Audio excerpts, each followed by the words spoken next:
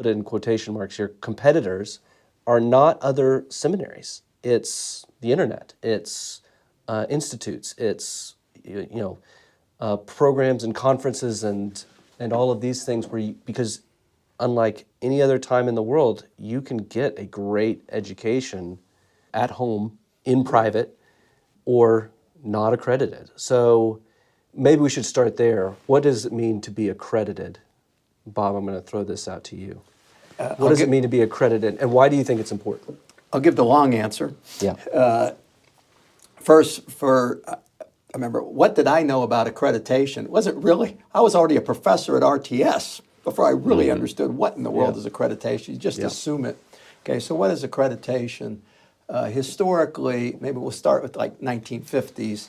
The United States was split up into 7 geographical regions, and there were 7, and they would call themselves gold standard accreditors, which we called regional accreditors. And so for your listeners, they went to most universities. If I heard of their university, it was probably accredited by one of the regionals, depending on where it was located.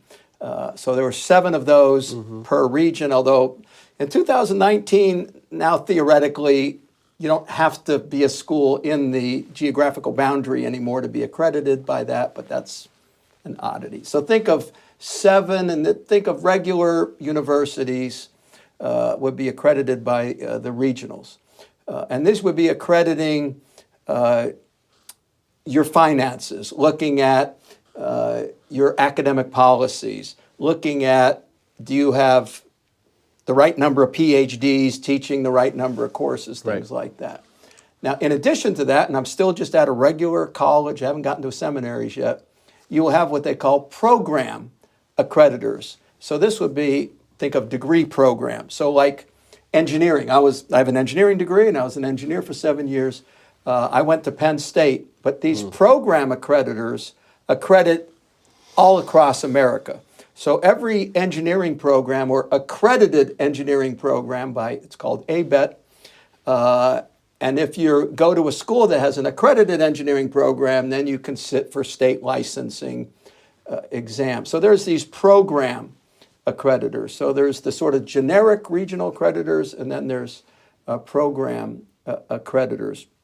Now, since then, and then maybe in the last 20, 30 years, there's been smaller, again, the regionals would say less than gold standard accreditors, and a couple of them are only Christians. Some of your students may have heard of ABHE, or Association of Biblical Higher Education, and these are typically smaller Christian schools, and they're accredited, and the federal government recognizes that. There's another one called TRACS, Transnational Association of Christian Colleges and Schools. These are typically going to be smaller groups. Okay, so that sort of gives you a flavor of accreditation across the United States. Now, what about RTS specifically?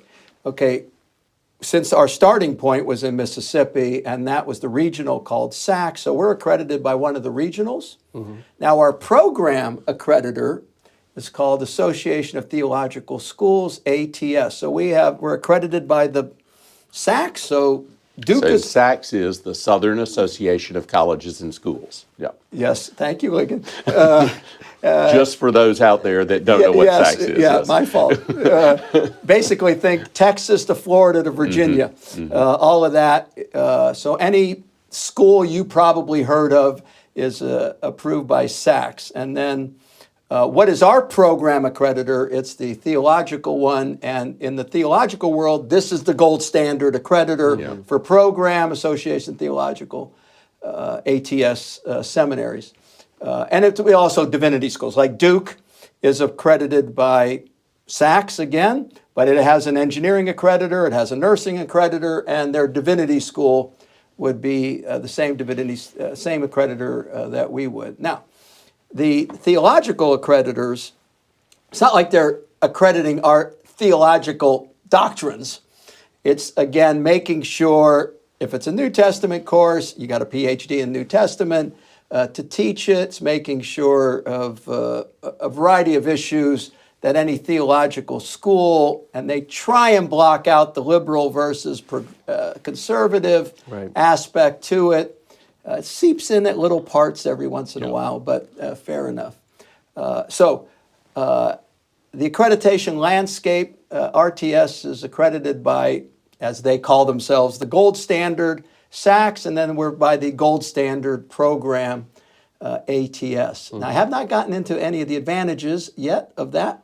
I'll throw it back to you, Well, Tommy. let me just add on and Clean just me say up. the accreditors, what they fundamentally care about is protecting the quality of education that the student is getting. And that's accreditation at its best. So to go back to something that Bob just said, SACS, the Southern Association of Colleges and Schools, wants us to make sure that anybody that is in a classroom teaching our student a particular subject has the requisite credentials and academic expertise in that area. One way they protect that is by looking at the area of your PhD. So I can't have somebody with a systematic theology PhD teaching Old Testament. Right.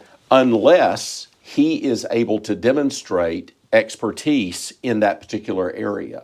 Yeah. A funny story about that is a few years ago when we were going through accreditation reaffirmation, someone questioned whether Sinclair Ferguson was qualified to teach a course in Puritan theology. And I simply pointed out that his PhD at the University of Aberdeen was in John Owen, the prince of the Puritans in terms of theology. Well, this was a case where the off-site committee just did not have the expertise to know whether that was a qualification that would allow you to teach in that area. But that's, from my standpoint, that's a good thing.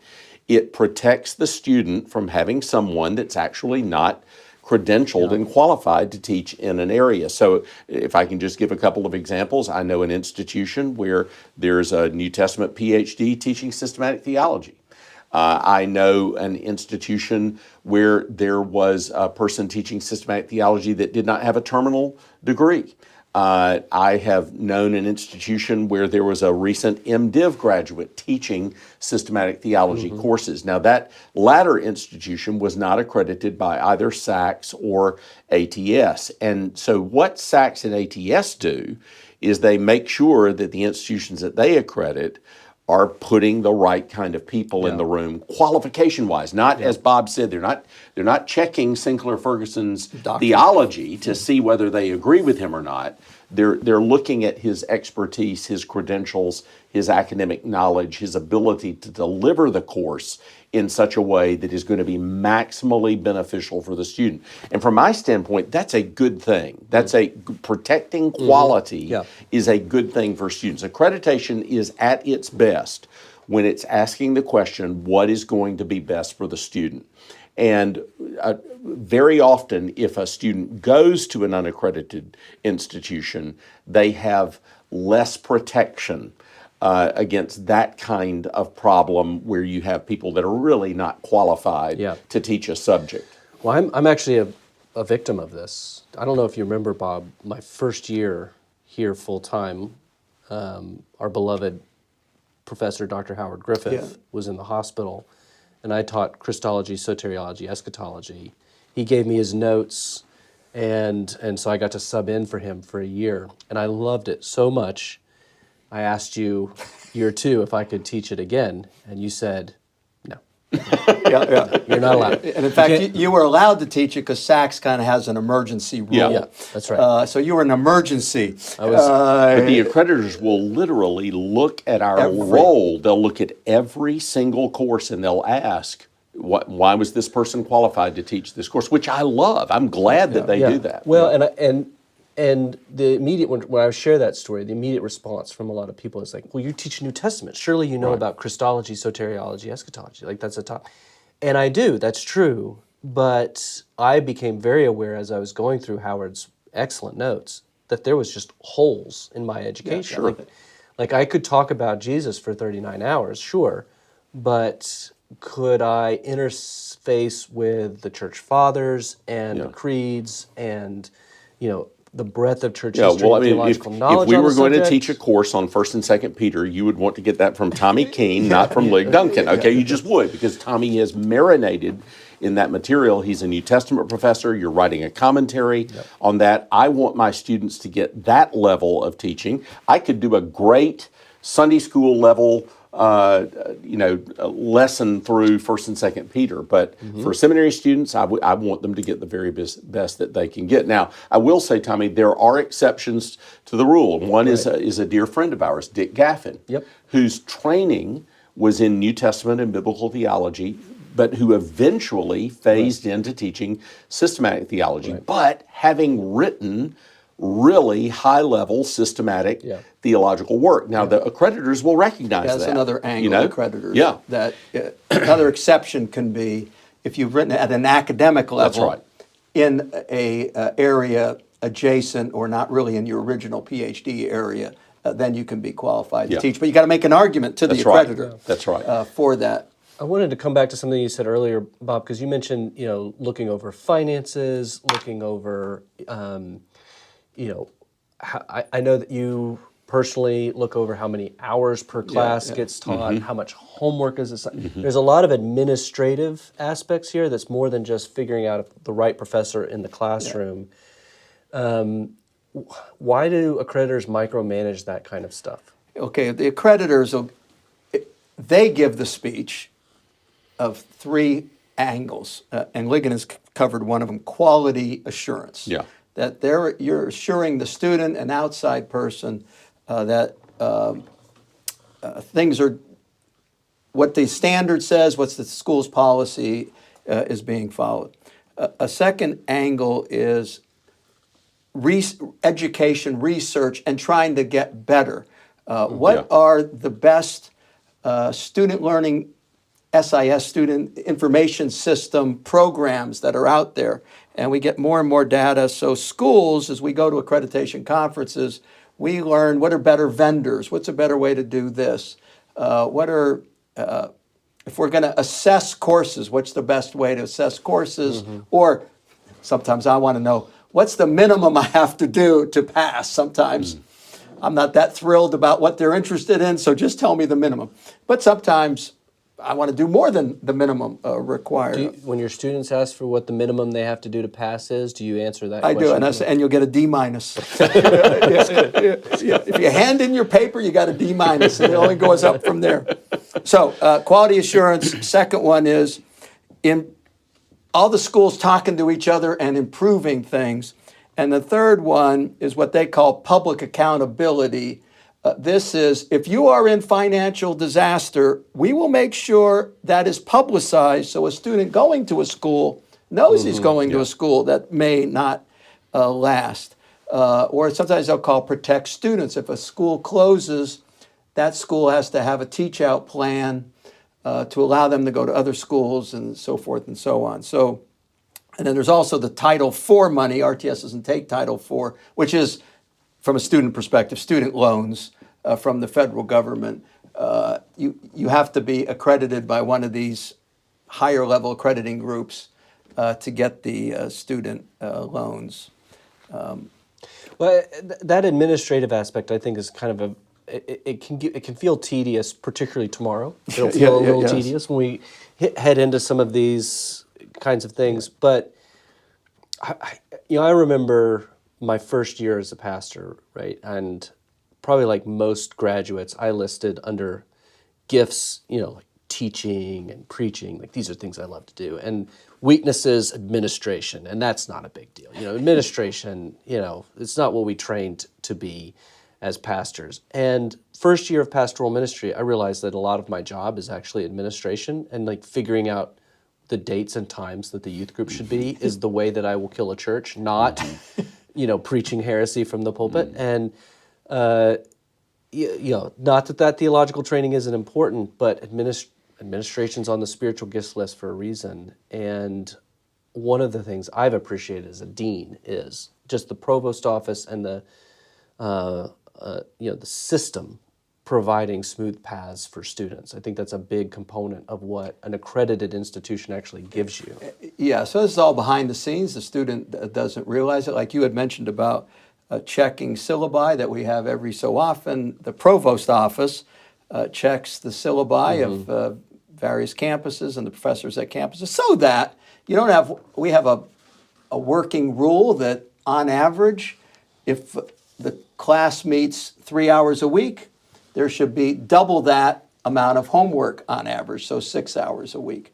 Now, we probably have a course or two that's below that, maybe some of our pastoral theology. If it's a language course, it's above that. But overall, that should be the average. But you could have a situation where you have a history professor and he just gives a ridiculous amount of work, which is then means it's taking away from Tommy Keene's New Testament course. So having within some boundaries, the professors assigning homework or exam times or academic papers, that's one little angle that will affect students. Another one, which is a very big one, is your registrar and the keeping of all your grades. And there's accreditation rules about what happens if there's a fire at your school. Right. Yeah. Do you have all the proper backups? And this is a big, gigantic one.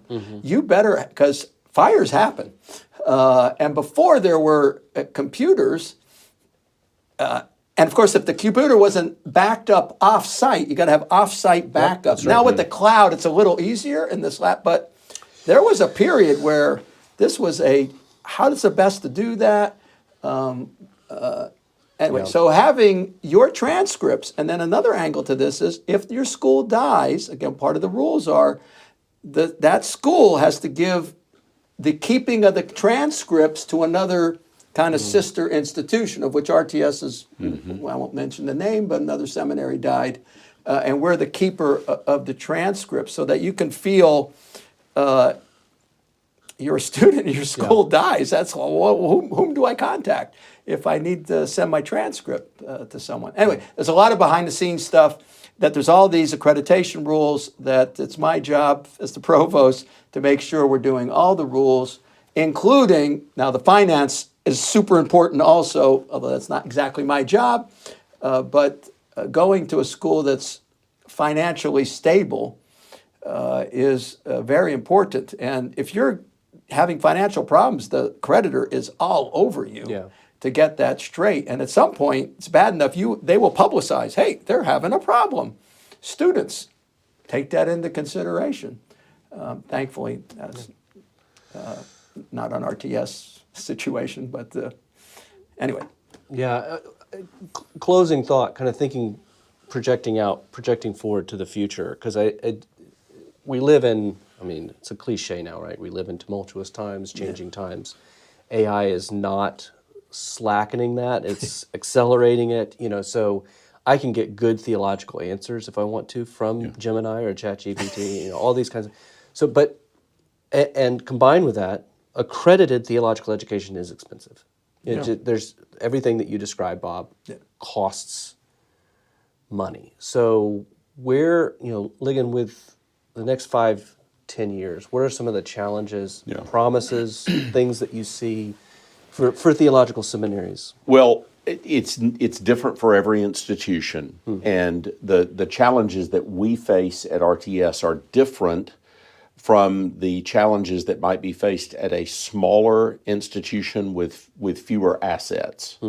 That institution, if you're a smaller institution with fewer assets, you're actually disproportionately affected by the new alternative modalities. We're large enough and we have enough assets that we're less affected by that. The other thing is we're actually competing for a different pool of students. So I actually recently made a list of the various alternative pathways to theological education in our neck of the woods, and it's a long list.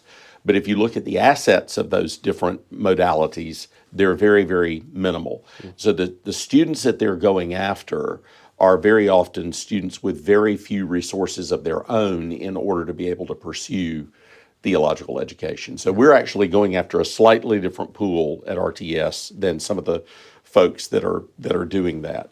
Now, I think that kind of thing is going to increase. It's not going to decrease in the next 5 or 10 years. Right. You're going to see more different pathways because, as you were just saying, certain realities of our digital information age make it easier to deliver certain things than it would have been 20 years ago. I think when RTS was accredited to do distance education, we were sending out cassette tapes. And I could explain that to some of your listeners, what a cassette tape is. So now with the internet, the ease of delivery is dramatically higher than it was 30 years ago.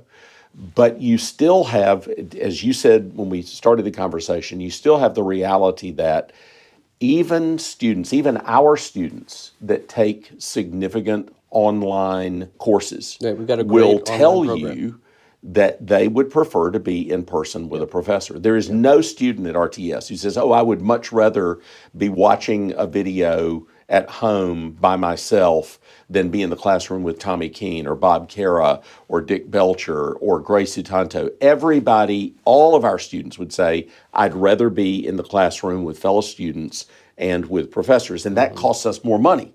So what that means is I have to do a good job of helping us recruit the assets necessary to continue to deliver that. I think as long as we do that, there will be a demand in our neck of the woods for that. Now, smaller institutions, you're going to continue to see seminaries close because this is expensive. As you just said, it's expensive to pay for a professor full time, to provide scholarships for students. And one of the only ways that you can help students with the cost is to scholarship them heavily. And they're not going to raise that scholarship money. The institution is going to have to raise that scholarship money. So I think that RTS is well positioned for the next decade or so, even as these changes continue. You're going to see other institutions with lesser assets continue to be really, really challenged in this market.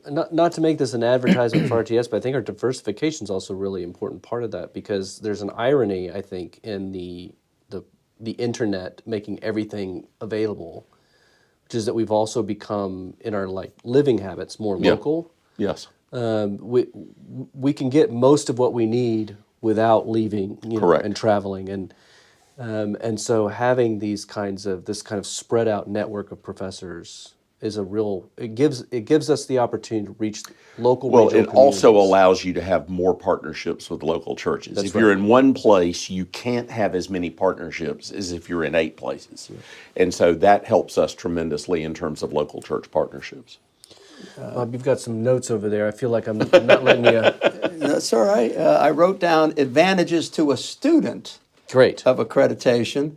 Okay, a couple of these are more technical, but soon a student goes to a non-accredited school and he decides, 10 years later, you know what? I didn't realize the academic gifts I have. I want to go on for a PhD or a THM.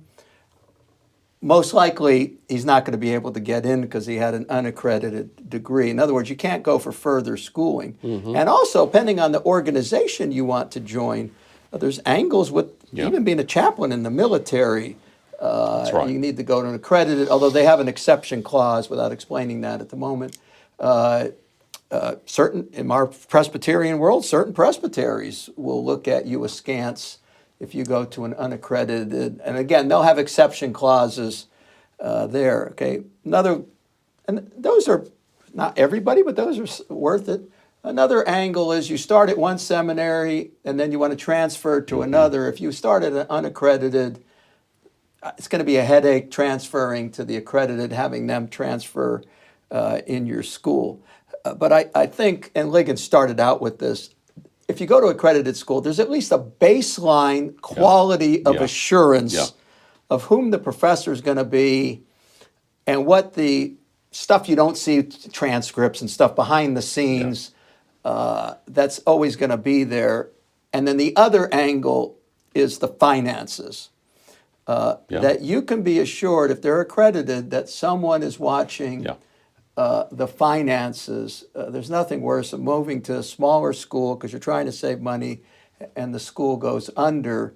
And as Ligon and I know, I mean, in the last 15, 20 years, there are a lot of schools that have gone under. And if they're unaccredited, they don't even have the moral requirement to like at least teach out their students.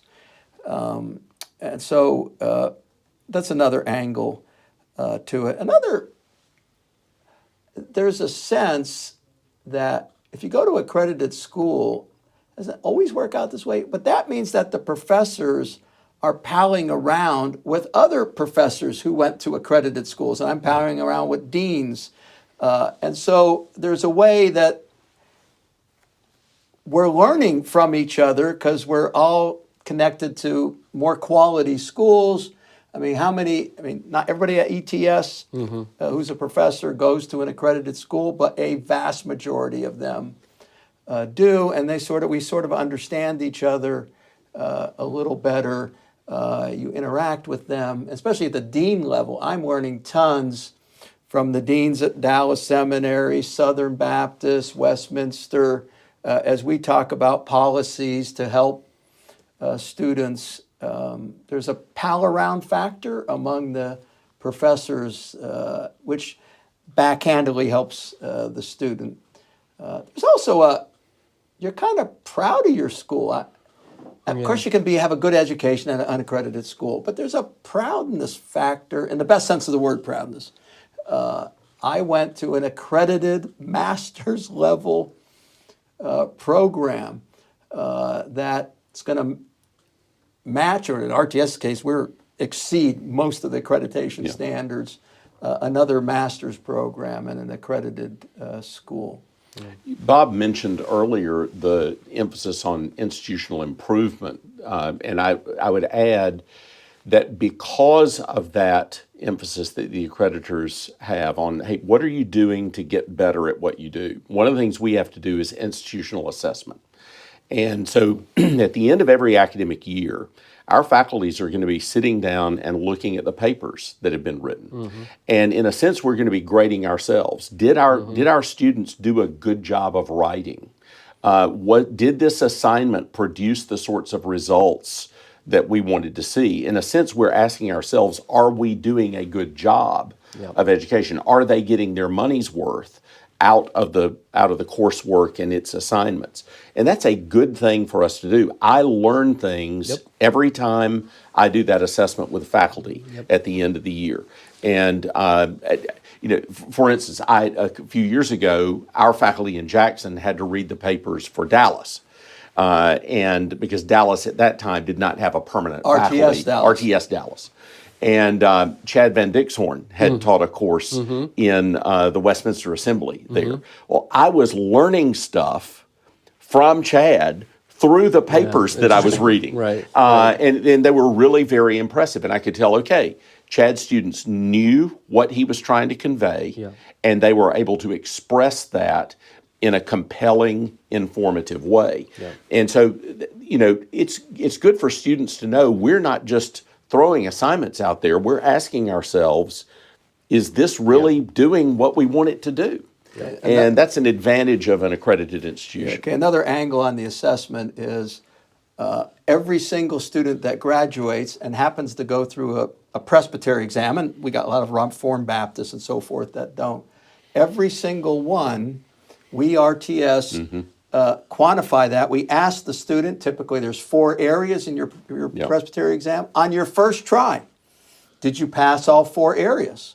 And we keep stats on it. Almost everybody on the second try, if you went to RTS, passes what they didn't pass the first time. And so we keep stats on what area, in certain campus, maybe they had a couple students that did not pass, say, the history exam. I'm just making that up. Now, maybe the presbytery had a ridiculously hard exam. Maybe our RTS professor needs to buckle up on a few things that the presbytery is asking. So here's an example. The accreditor says you must do a ton of assessment. They don't exactly say how to do it and what angles. We chose, among 1,000 other things, the presbytery exams. I think that's a good choice. Now, Tommy, we will be going over this in a couple days. I am looking forward to it. Yes. anyway, another angle of a benefit to the student. We're double checking things. Doesn't make us perfect, but we're double checking things and assessment wise. That's an interesting example because at our juried reviews, which is what you Yes. were describing earlier, which elicits a groan from all professors when we try to Right. schedule it, but inevitably turns up issues that we can improve on and make changes on. One of which happened a couple of years ago. We noticed that the exegetical papers were all kind of like, they weren't really papers; they were more like commentaries, and so we were able to say, okay, well, that's not what we want these to be. We want you to do these exegetical exercises, but we don't want the paper to be an exercise. We want it to be a paper. So we fixed that. Just 2 days ago, I was talking to our candidates and credentials representative at the Presbytery that I'm at, and he's like, hey, we got this exegetical paper, and it's not really a paper. It looks like this, and sure enough, it was from, I said, well, when was it written? Yeah. And it was 2 years before we made these changes at juried review. So this was like a tangible, like I could just say, hey, we fixed that problem. Mm-hmm. You just got an old paper. And I can assure you that paper's written out. So it was a nice kind of touch point of, that improving of our curriculum actually serves not only the student, but the churches at which they're in. Yeah, in the past, before we instituted this, boy, this is going to be about 20 some years ago, there was a certain campus that many of the professors weren't requiring papers for most of the major courses. And as we three professors know, it's, okay, we would rather not read papers, but the students learn when they write a paper. We all know that. Yeah. And so at RTS, we instituted a rule, with there's a few exceptions to this, but on most academic courses, you need to write an academic paper, because this is a master's level. This is how you learn. So in that scenario, we found out an obvious hole in the game, and we plugged the hole. Closing thoughts? No, just I'm glad that you would address a situation like this. Accreditation is not the first thing that pops into people's mind that Probably they not want going to to be think our about. biggest episode. But it's a reality that ought to factor into when students are deciding where they're going to go. And accredited institutions have certain resources that are often lacking in institutions that lack accreditation. Thank you, brothers, for your time. Really appreciate having you on the podcast. Thank you, Tom. Thanks, Tom.